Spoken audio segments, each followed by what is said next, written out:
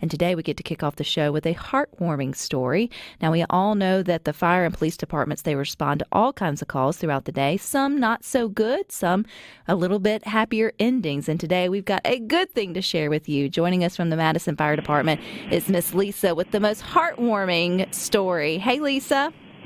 Hey, how are you? I am doing well. I caught this on the Madison Fire Department's Facebook page yesterday. I shared it, as well as hundreds of other people, about the sweet ducklings that was rescued yesterday. So walk us through what transpired yesterday with the fire department and the police department there in Madison. Yeah, so we received a call from a concerned citizen that she had noticed or heard the baby ducklings underground and that had fallen through a grate. And she had to leave, but she put a garbage can on top of the grate, which was really smart. They let us know which one to go look for them, so that was great. So the first thing I noticed when I got there is Mama Duck, and Mama Duck was worried about those babies. I mean, she was flying around and hollering at us to help her babies, and she was all over the place, and we heard the babies underground. And when the guys got there, my firefighters got there, they, of course, removed the grate, and they used a small ladder, and were able to go below ground and then just scoop up the baby ducklings. Do we know how they got in there, Lisa? I mean, were they just waddling across the parking lot and just fell one by one in, or were they placed there? How did they all make it into the grate or the drain? Honestly, I think that they were probably just walking across, and Mama was able to make it across the grate, and then the little ones just slipped through. Because they were all together. They were all huddled together. That's what I think, or they could have been swept down through, possibly, underground. But I think that they probably just fell through the grate.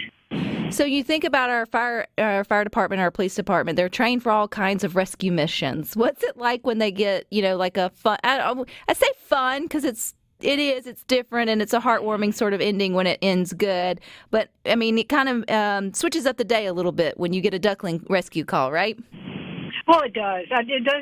This is the first one that we've had, which is nice because we've got a lot of people in this community that walk and they hear things and they're very observant and they've heard the ducklings on the ground and the guys go and rescue them. But I tell you, it is a really nice balance. You need that soft balance like that with the calls that we work, which are very intense and might not be a good outcome, to have something like that, which is definitely a good outcome.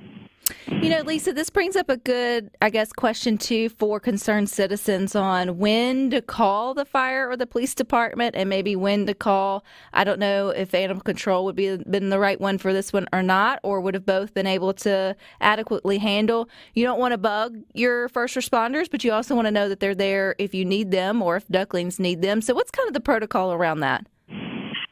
Here in Madison, I think if you call for help, if it's an animal rescue, you're probably going to get animal control, and you're also going to get fire and police department as well. Because with the fire department, they've got the tools to lift off a grate cover or cut through a metal fence or a wire fence, and so you've got both of us there. And I think it's okay. I mean, I was talking to some children today, and about calling 911, and that's just one of the things is, call and get us on the way and let us help. Well, I'm glad you were there and able to help. I know it's interesting how many grown men it took to rescue these ducklings, though, Lisa. I'll have to say, you brought a whole team together. Well, there were four guys on the engine, so they're not going to split up a crew.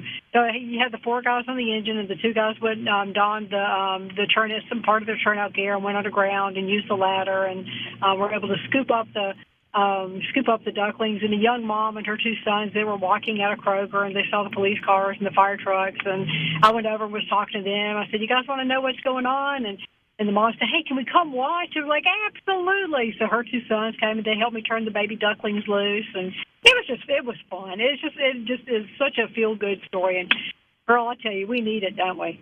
You absolutely do, and I feel like if Chicago Fire or any of the writers for those shows is watching, they should totally scoop this from the headlines and put it into their storylines, because it feels like something you would see, on TV. But it reminds us, I think, Lisa, to me, how important our first responders are, and even though they're supposed to be strong and vigilant, but they also have this really soft side to them too when it comes to rescuing all kinds of distressed animals or people.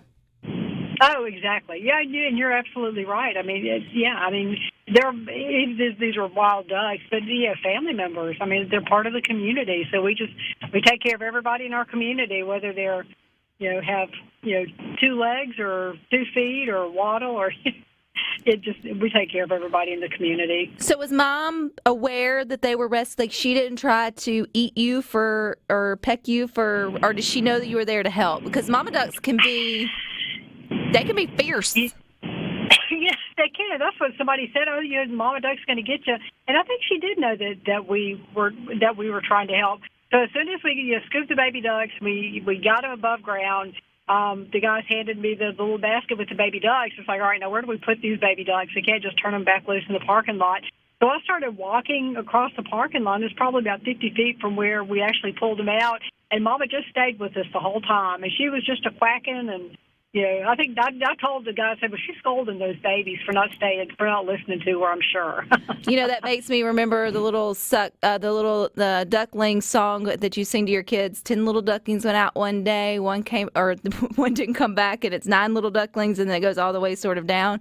Quack, quack, quack. I'm totally butchering it, but but I feel like that's what happened. She watched them one by one just sort of go into the drain, and then they all came back. And oh, my God, I know. This poor mama duck, but she was so worried about those babies.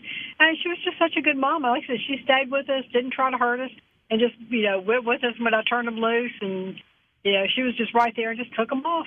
Well, Lisa, okay. I love it. I love that you had the crew there. I love that you had the citizen who cared enough to call, and that y'all answered the call and it ended in a happy sort of way. And it's just brought so many people joy. Even on our text line, Mike from Grand Bay said this is one of the best stories on Good Things. I think everybody loves to hear when humans stop to help, those that can't help themselves, and animals fall right into that category, especially little ducklings. That's it.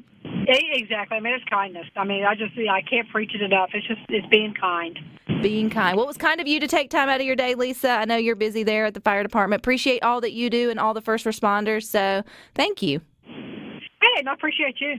All righty, there you go. What a good story that was about rescuing the ducklings. And I saw another good headline that I posted in the Good Things Facebook group earlier today, where a Clinton 7-year-old, he reunited with the first responders who also helped save his life back at a Flowood YMCA back in the beginning of April, where he became unresponsive, and they were able to rescue him and obviously revive him, and he is doing fine. So I think we forget that every day while we're going on about our business, if you are a first responder, whether that's a fire department or EMS or police department, and there's all the other departments that I may have left out, they're swooping in and they're taking care of not only people but also our sweet animal friends.